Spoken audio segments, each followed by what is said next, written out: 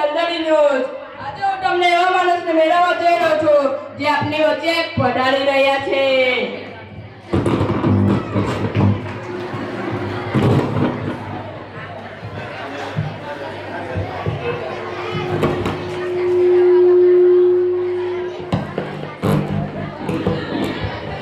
અહીં આવેલા તમામ મારા પટાકા જેવા ભાઈઓ તેમજ ટામેટા જેવી બહેનોને નમસ્કાર. પેલા દિવાલ પર બેઠેલાને નમસ્કાર.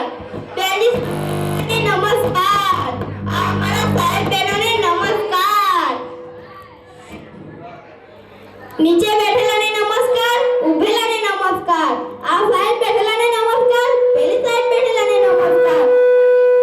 એક પગે ઊભેલાને નમસ્કાર. બે પગે ઊભેલાને નમસ્કાર. પેલા પાછળવાળાને ખૂબ ખૂબ નમસ્કાર.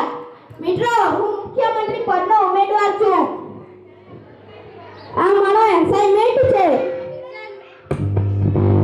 એસાઇનમેન્ટ નહીં નેતાજી, આસિસ્ટન્ટ છો. નેતા કોણ છે? હું તમે નેતાજી. આ મારા બોર ગાર્ડનો છે.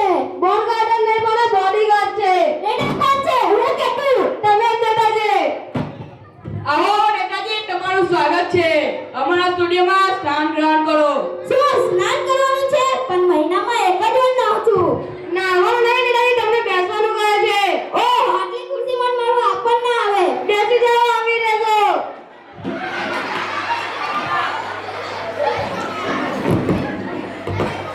નેતાજી, હવે હું તમારો ઇન્ટરવ્યુ સ્ટાર્ટ કરું છું. હું કઈ ગાડી છું? બ્લમ બ્લમ તો ચાલુ કરો છો.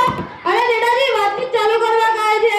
ઓહ, તમારો જન્મ ક્યાં થયો હતો? મારો જન્મ ખાટલામાં થયેલો. અરે એવું નહીં, પણ કયા ગામમાં થયો હતો?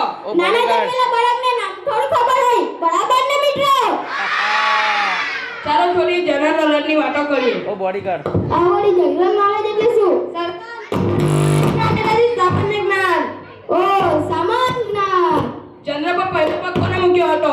ચંદ્ર પર પહેલો પગ અમસ્તાને મૂક્યો હતો. આર્મસ્ટ્રોંગે રાખ્યો હતો. હા હા, એ જ. ચંદ્ર પર બીજો પગ કોને મૂક્યો હતો? શું મૂર્ખા જેવી વાત કરે છે? તે કાલ લાંગડી રમવા ગયેલા. બીજો પગ પણ એને જ મૂક્યો ને. હા, ચાલો થોડી રાજનીતિની વાતો કરીએ. તમારી ગવર્નમેન્ટ કેવી ચાલે છે? આ ગવર્નમેન્ટ એટલે શું? સરકાર નેતાજી, સરકાર. ઓહ, સરકાર. એ સરકાર તો અમારા રામ ભરોસે ચાલે છે. એટલે ભગવાન ચલાવે છે?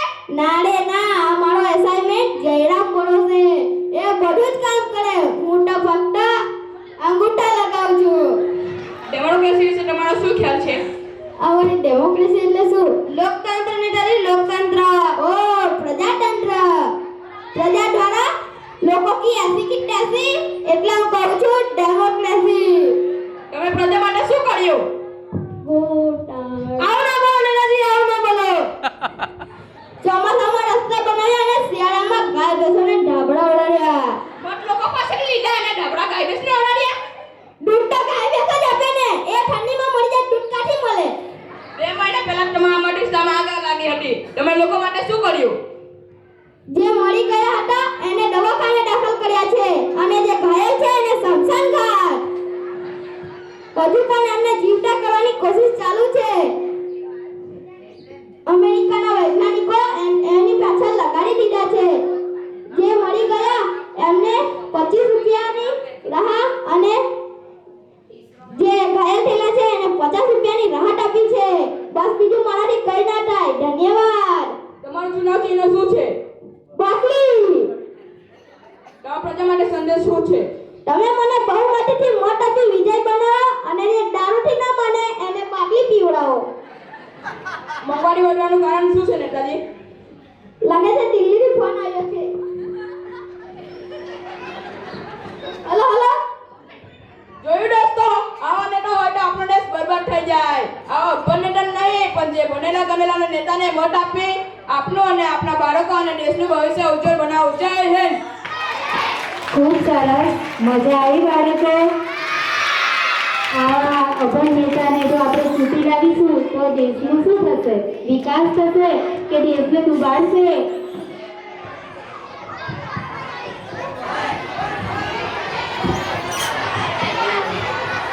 हर किसी के हितों की रक्षा हो